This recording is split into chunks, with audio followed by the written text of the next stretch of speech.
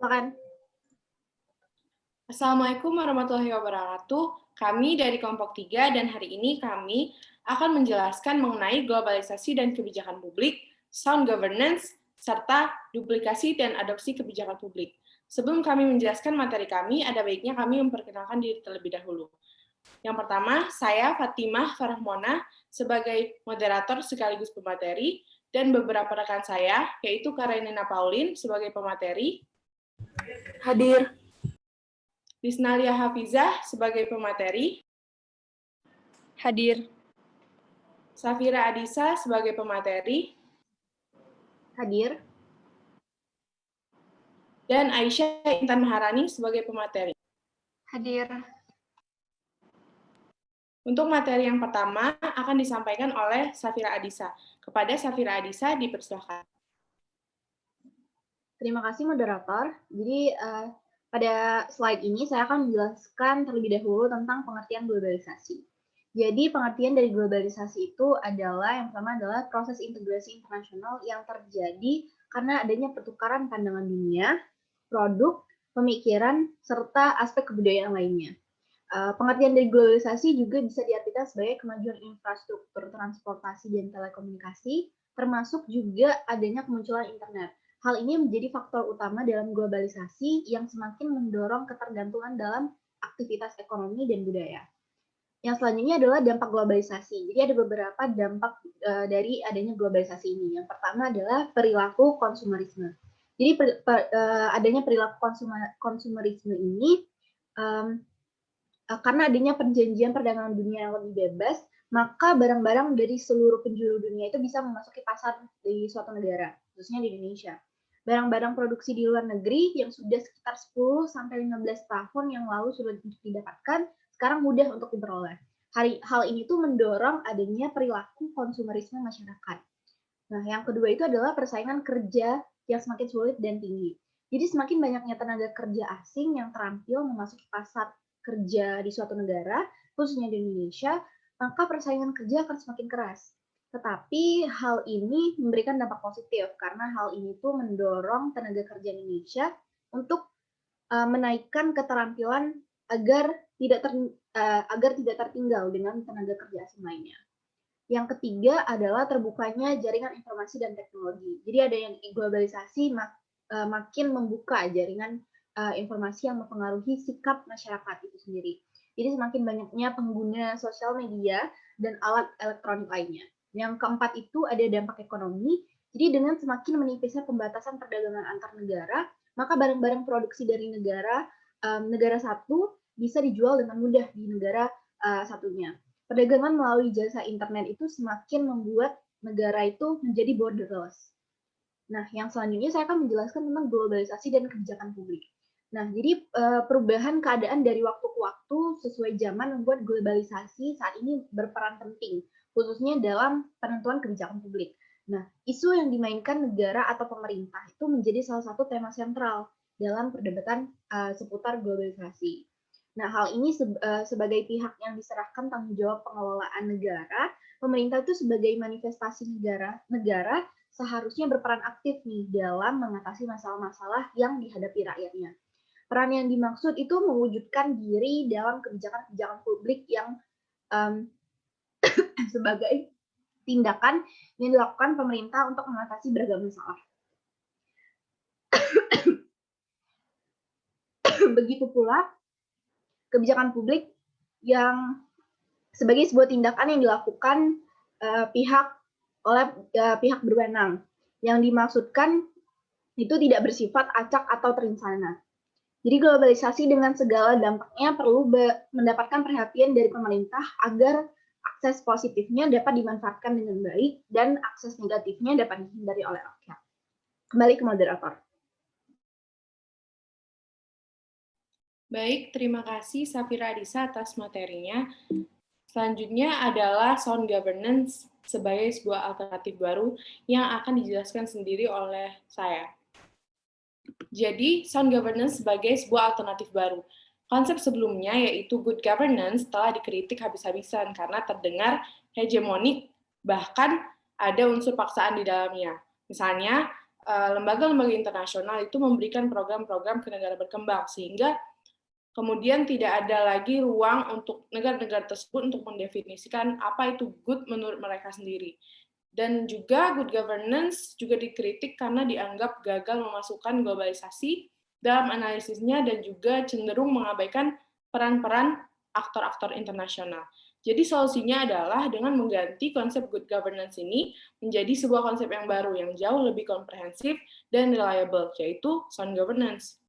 Jadi sound governance ini dianggap lebih penting daripada good governance. Mengapa sound governance ini dinilai lebih komprehensif dan lebih penting? Yang pertama, sound governance dinilai lebih komprehensif daripada good governance, terutama dalam melihat aktor-aktor kunci yang harus dipertimbangkan dalam sebuah proses tata pemerintahan. Yang kedua, sound governance bukan hanya melihat proses interaksi aktor domestik seperti pemerintah, pasar, dan masyarakat sipil, tapi juga melihat besarnya peran aktor-aktor ekonomi politik internasional. Contoh-contoh aktor-aktor itu mencakup kebijakan luar negeri negara-negara maju, organisasi multilateral, MNC, lembaga keuangan internasional, dan NGO. Lalu di poin ketiga, sound governance itu mengedepankan adanya penghormatan atas keragaman konsepsi birokrasi dan tata pemerintahan, terutama nilai dasar budaya pemerintahan tradisional yang mulai dilupakan. Lalu, orientasi sound governance juga lebih mengarah kepada keseimbangan dan juga fleksibilitas antara proses dan output dari sebuah proses tata pemerintahan. Dalam konsep sound governance, ada berbagai macam cara yang bisa dilakukan untuk mewujudkan pemerintahan yang baik. Berbeda dengan good governance yang hanya menerapkan satu cara, yaitu menerapkan prinsip-prinsip good governance. Lalu, sound governance juga dinilai selaras dengan hukum, perjanjian, dan norma internasional. Jadi proses pemerintahan harus selaras dengan arah dan strategi global dalam hukum, perjanjian, dan juga norma internasional. Jadi di samping adanya nilai lokal yang harus dijaga, dunia juga harus semakin terhubung dan terkoneksi dengan baik. Dan di poin terakhir, sound governance ini berawal dari kerajaan negara-negara pertama Persia yang memiliki sistem administrasi yang efektif dan efisien. Inilah yang kemudian membedakan good governance dengan sound governance yang sebelumnya. Good governance ini dijelaskan bahwa cenderung ada paksaan atau imposed dari barat. Nah, sound governance ini merupakan sebuah konsep dari keberhasilan kerajaan Persia dalam mengelola wilayah yang sangat luas. Di konsep ini juga mengutamakan adanya toleransi, karena perbedaan budaya di tiap daerah itu pasti ada. Dan di konsep sound governance ini tidak lagi diberlakukan yang namanya hubungan eksploitatif antara pusat dan juga daerah. Selanjutnya adalah inovasi kebijakan dan administratif yang kemudian akan dijelaskan oleh Karenina Pauline. Kepada Karenina, dipersilakan. Baik, terima kasih moderator. Jadi hari ini saya akan menjelaskan tentang inovasi kebijakan dan administratif. Jadi, kata inovasi itu adalah kunci bagi sound governance. Dan inovasi dalam kebijakan dan administratif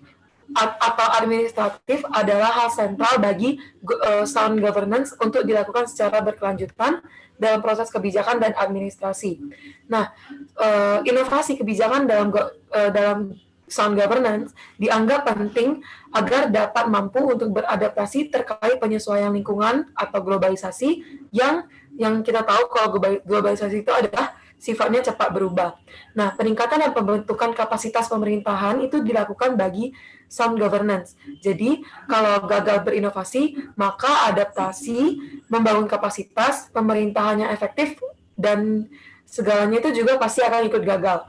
Nah, kebijakan inovatif memerlukan juga organisasi dan kapasitas untuk mengimplementasikannya, dan tanpa implementasi atau administrasi yang jelas, tidak ada sound governance. Nah, jadi inovasi kebijakan dan administratif itu berisi beragam inovasi manajerial, institusional, organisasi, budaya, dan teknologi agar adaptasi lebih mudah dan sebagai ide kreatif dan baru yang merubah proses dan struktur governance.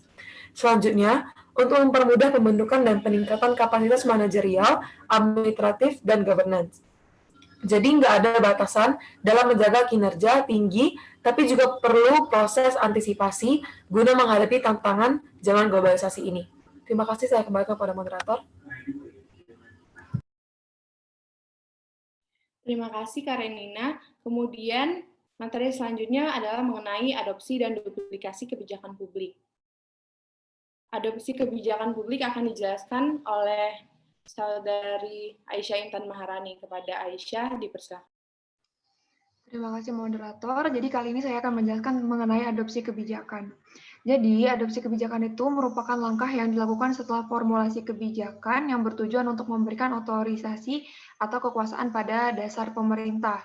Jadi di sini adopsi kebijakan itu dilakukan setelah adanya legitimasi kebijakan, di mana masyarakat merupakan atau rakyat adalah hal yang paling berdaulat dalam hal ini. Kemudian, adapun contoh dari adopsi kebijakan, salah satunya adalah adopsi kebijakan swasembada yang pernah dilakukan pada zaman Orde Baru, yang kemudian diadopsi kembali di era reformasi. Swasembada pangan dianggap mampu untuk menghadirkan ketahanan pangan nasional dalam hal ini. Kemudian di masa Orde Baru juga, salah satu program swasembada juga dianggap paling berpengaruh dan berhasil pada zaman Orde Baru. Namun, pada zaman reformasi, ketahanan swasembada dianggap lebih efisien daripada zaman Orde Baru karena dalam hal ini tidak merepotkan petani dan juga tidak ada ketimpangan antara masyarakat satu dengan masyarakat yang lainnya. Terima kasih. Baik, terima kasih Aisyah. Kemudian duplikasi kebijakan akan dijelaskan oleh Saudari Lisna Liafizah. Kepada Lisna, dipersilakan. Baiklah, terima kasih moderator. Di sini saya akan menjelaskan dari duplikasi kebijakan publik. Duplikasi kebijakan publik itu sendiri adalah salah satu bagian dari kebijakan publik yang diterapkan hingga menghasilkan kebijakan yang tumpang tindih, yang mana terjadi lebih dari satu tempat pemerintah dalam menjalankan kebijakan yang sama, sehingga membuat pemerintah atau badan yang menghasilkan kebijakan tersebut mengeluarkan anggaran yang tidak perlu. Ketidakjelasan program yang terdapat dua atau lebih program yang dianggap sama dan anggaran yang sama pula, maka dapat dipastikan anggaran tersebut dapat dimanipulasi. Pemerintah sendiri tengah menggagas peraturan pemerintah untuk mengintegrasikan perencanaan dan penganggaran di kementerian dan lembaga dengan tujuan agar tidak terjadinya duplikasi kebijakan. Anggaran yang tidak efisien kerap terjadi karena adanya duplikasi kegiatan dari pusat dan daerah. Contohnya seperti program kesehatan oleh pemerintah pusat, melalui lembaga juga dianggarkan oleh pemerintah daerah, sehingga perlu transparansi dan koordinasi program antar pemerintah pusat dan daerah, sehingga menghasilkan anggaran yang bisa termanfaatkan dengan maksimal. Terima kasih, kembali ke moderator.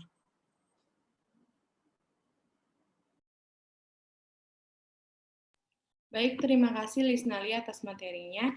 Dan saya rasa sekian materi dari kelompok kami. Terima kasih untuk teman-teman yang sudah menonton. Dan bagi teman-teman yang memiliki pertanyaan, dipersilakan untuk bertanya melalui kolom komentar di bawah ini atau di e-learning. Terima kasih. Wassalamualaikum warahmatullahi wabarakatuh.